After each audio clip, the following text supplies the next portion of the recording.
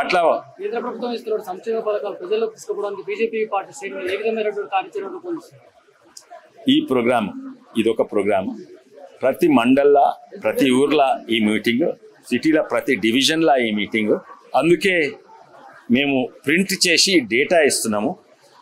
ఆ డేటా కాక అక్కడున్న లోకల్ ఎమ్మెల్యేలన్నా లోకల్ బీజేపీ నాయకులన్నా ఎవరన్నా వాళ్ళు కూడా అక్కడ లోకల్ ఇష్యూస్ కూడా డేటా కూడా ఇచ్చి కార్యకర్తలకు ఇచ్చి మీరు ఎక్కడన్నా మాట్లాడాలి, మన మండల అధ్యక్షుడు డివిజన్ అధ్యక్షుడు ఉంటే డివిజన్ లెవెల్ మీటింగ్ పెట్టి ఇవి చేయాలని చెప్తున్నారు.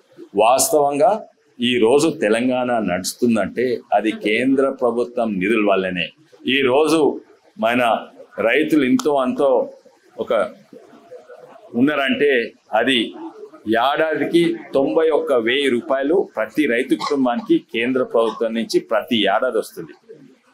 అయితే ప్రతి దాంట్లో 15th ఫైనాన్స్ కమిషన్ నుంచి వచ్చి రోడ్లు అంటే ఆ నేషనల్ హైవేస్ ఇట్స్ పెట్టి ఇది సెంట్రల్ రోడ్ ఫండ్స్ అని ఇక్కడికి వస్తున్నాయి.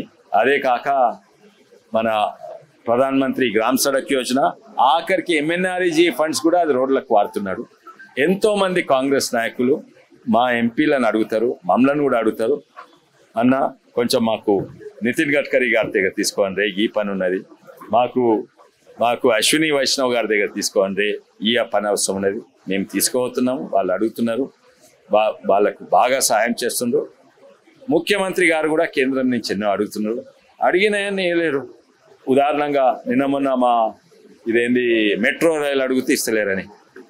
ఏ రాష్ట్రానికి ఇస్తుండ్రు? యూపీకి ఇచ్చిండ్రా మెట్రో? ఎక్కడ ఇస్తున్నారు? అన్ని రాష్ట్రాలకు అన్ని ఇయ్య రాదు, కానీ రీజనల్ రింగ్ రోడ్ 20 కోట్లది అందరికి ఇచ్చిండ్రా? నేను స్పీచ్తో చెప్తాను మర్చిపోయినా, కానీ రీజనల్ రింగ్ రోడ్ 20,000 కోట్ల రీజనల్ రింగ్ రోడ్ ఇచ్చింది కేంద్ర ప్రభుత్వం. వాళ్ళు అది చెప్పారు, ఏమీ వస్తలేవు, ఐఐఎం వస్తలేదన్నారు. అరే ఇక్కడ ఐఐటి ఇచ్చినాము, ఐఐటి అంతకుముందే ఇచ్చింది, కానీ ఎయిమ్స్ హాస్పిటల్ ఇచ్చినాము. ఎయిమ్స్ అంటే అది పెద్ద బెస్ట్ మెడికల్ కాలేజ్. IIIT ఇచ్చినాము, ట్రైబల్ యూనివర్సిటీ ఇచ్చినాము, దాని గురించి మాట్లాడేది. ఐఐఎం రాలేదు, ఐఎం ప్రతి రాష్ట్రానికి ఇస్తారా? ప్రతి ఏడాది ఇయ్యరు. కానీ అన్నిట్లో ఎక్కువ వచ్చేది నిధులల్లా. మీరు గవర్నమెంట్ డేటా, తెలంగాణ డేటా చూస్తే అది అన్నిట్లో ఎక్కువ నిధులు వచ్చేది. అన్ని రాష్ట్రాలలో చూస్తే తెలంగాణకు అన్నిట్లో ఎక్కువ వస్తున్నాయి.